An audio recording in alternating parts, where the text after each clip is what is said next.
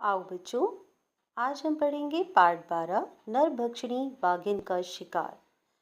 मैंने गांव के लोगों से कहा कि हाके का प्रबंध किया जाए। मेरे गढ़वाली साथी भी उसमें रहेंगे।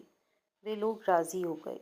एक ऊंची चट्टान पर चढ़कर मैंने अपना टोप हिलाकर हाका आरंभ करने का संकेत दिया। सुरक्षा की दृष्टि से मैंने सबसे कह दिया था कि वे लोग पहाड़ी पर ही रहें, वहीं से चिल्लाएं, ताली बजाएं, झाड़ी में पत्थर फेंकें और चट्टानें लुढ़काएं। लोगों ने ऐसा ही किया, परंतु इसका कोई फल न हुआ। झाड़ियों में से एक दो काकड़ और कुछ चिड़ियों के अतिरिक्त कोई जीव न निकला था।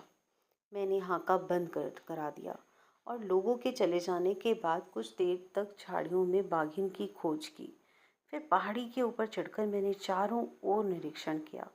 मेरे सामने प्रश्न यह था कि बाघिन किस ओर कितनी दूर गई होगी।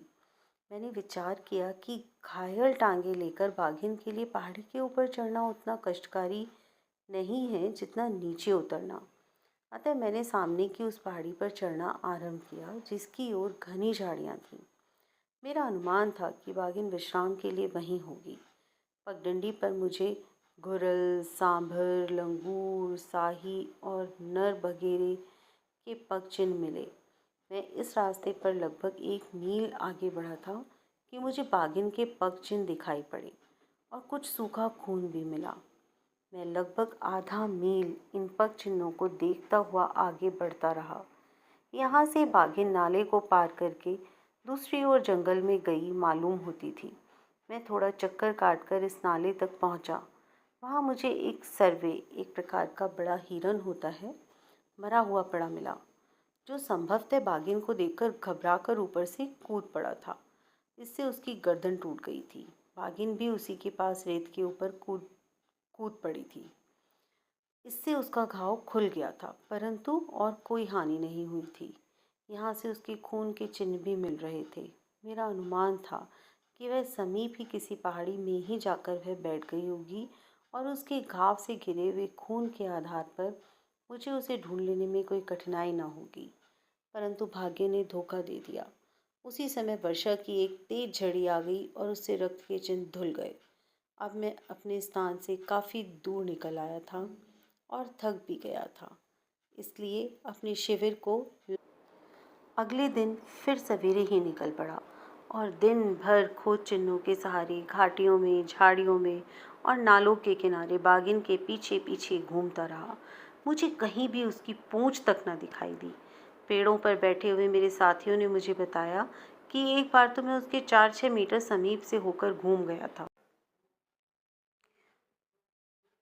वह पास ही झाड़ियों में मेरी प्रतीक्षा में बैठी थी। बाघ बाघिन कभी दूर से दौड़कर हमला नहीं करते, चाहे वे नरभक्षी ही क्यों ना हो। वे आड़े में दांव लगाकर ऐसे बैठ जाते हैं कि एक ही छलांग में कूदकर अपने लक्ष्य को दबोच लें। संभवतः झाड़ियों में यह बाघिन इसी घात में बैठी थी, पर ना वह मुझे पा सकी और ना मैं उसे पा सका। मैं 2 दिन तक लगातार बाघिन का पीछा करता रहा, पर वह मेरे हाथ ना लगी। अगले दिन डूंगर सिंह नाम के एक बालक ने मुझे बताया कि बाघिन ने 6 बकरियां मार डाली हैं। उस जगह पर मुझे ले जाने के लिए डूंगर सिंह बहुत उत्सुक था। मैं अपनी राइफल लेकर डूंगर सिंह के साथ चल पड़ा। वह मुझे सामने की पहाड़ी के उस पार ले गया, जहाँ गड्ढे में 3 बकरियां मरी पड़ी थीं। 3 बकरियों को लोग पहले ही उठा ले गए थे। वहाँ पहुंचकर मुझे संदेह न रहा कि नरभक्षिणी बाघिन ने ही बकरियों को मारा है। डूंगर सिंह को गांव की ओर लौटाकर मैं बाघिन को अपना लक्ष्य बनाने का उपाय सोचने लगा। यह सोचकर कि बाघिन बकरियों की ओर लौटेगी, मैं एक ऐसी चट्टान पर बैठा जहां से मेरा केवल सिर ऊपर निकला हुआ था। अब दिन के लगभग 2 बजे थे। थोड़ी देर बाद चिड़ियों की चहचहाट सुनाई दी और कुछ पक्षी जो बकरियों को नोच रहे थे चीखते हुए उड़ गए।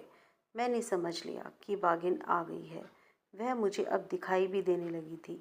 मेरे सामने की ओर आकर वह चीड़ के पेड़ की आड़ में बैठ गई और अपने घाव पर बैठी मक्खियों को उड़ाने लगी। कुछ देर बाद बाघिन खड़ी हो गई और 3 कदम आगे बढ़कर बकरियों को देखने लगी। मेरी और उसका पेट था। चट्टान पर कोहनी टेक कर मैंने निशाना साध कर घोड़ा दबा दिया, परंतु यह क्या, बाघिन के उस पार धूल क्यों उड़ी? क्या मेरा निशाना चूक गया? ऐसा कभी नहीं हुआ था। वास्तव में बात यह थी कि गोली बाघिन का पेट छेद कर पार हो गई थी। बाघिन छलांग मारकर दूर निकल गई। मैं चट्टान से कूदकर उसकी ओर बढ़ा और एक घुरल की आवाज़ के सहारे घास से ढकी हुई पहाड़ी की ओर चला। आगे चलने पर मुझे रक्त के खोज चिन्ह मिले। बाघिन तेज गति से गई थी। मैं भी तेजी से चला। ऊंची नीची चट्टानों, झाड़ियों और पेड़ों से मैं होता हुआ उसका पीछा करने लगा। खून के चिन्ह मिलते जा रहे थे। बाघिन भी जानती थी कि मैं उसका पीछा कर रहा हूँ। वह भी बदला लेना चाहती थी। मैं इसे भली भांति समझता था। अतः मैंने राइफल खोलकर यह देख लिया कि उसमें नया कारतूस पड़ा है। अब रास्ता कम ऊंची झाड़ियों में होकर गया था। जब मैं झाड़ी से लगभग 3 मीटर दूर पहुंचा, तब मुझे दाहिनी ओर कुछ हलचल सी दिखाई पड़ी। यह हलचल बाघिन की ही थी। वह मुझ पर कूदने के लिए पीछे की ओर सिमट रही थी। घायल और भूखी बाघिन अपने शत्रु से बदला लेने पर उतारू थी, परंतु उसकी इच्छा पूरी न हो सकी। वह उछली ही थी कि मेरी पहली गोली ने उसे गिरा दिया और उसे अशक्त कर दिया। दूसरी गोली ने उसकी गर्दन तोड़ दी और वह उठ ना सकी। गांव के पास पहाड़ियों के बीच की ऊंची जगह से मेरे साथी और गांव के आदमी यह सब देख रहे थे। उन्होंने बड़े ऊंचे ऊंचे स्वर से मुझे बधाई दी और कृतज्ञतापूर्ण स्वीकृति से मैंने अपना हैट उतार उतार कर हिलाया। मैंने बाद में देखा कि बाघिन के आगे के दाहिने पैर में कंधे में 2 इंच लेकर 6 इंच तक लंबे स्याही के कांटे घुसे हुए थे। इन्हीं के कारण यह जंगली जानवरों का शिकार करने में असमर्थ हो गई थी और नरभक्षिणी बन गई थी।